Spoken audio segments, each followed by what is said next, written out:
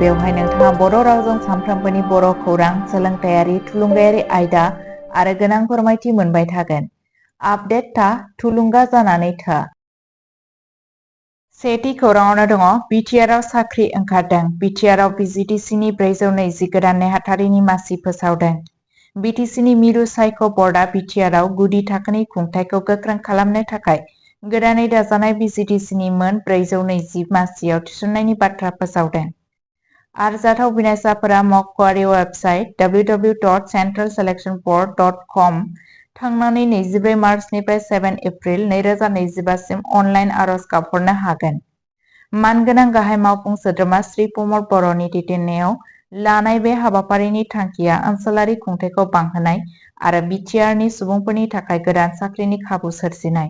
गोसो गुदुं बिनायसाफोरखौ आरोबाव गुदि खिथानि थाखाय मावख'आरि वेबसाइटखौ नायनो आरो होखानाय समनि गेजेराव आर'ज गाबहरनो थाखाय थुलुंगा होनाय जायो।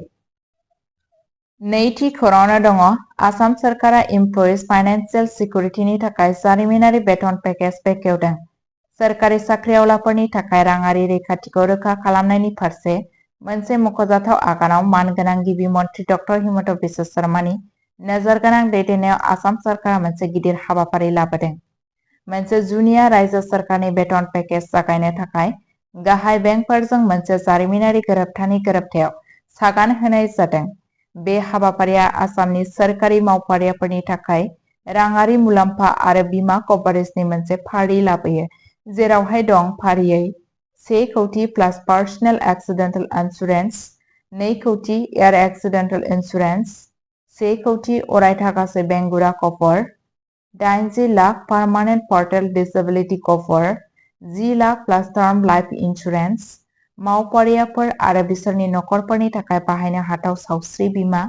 बे दावगालु आगाना बांसिन राङारि दिदोमथि आरो रैखाथिखौ रोखा खालामनायजों लोगोसे गावनि मावदांसाफोरनि गाहामनि थाखाय आसाम सोरखारनि रादायखौ दिन्थियो। एसेनोसै दिनैनि खौराङा। गोजोन्थों।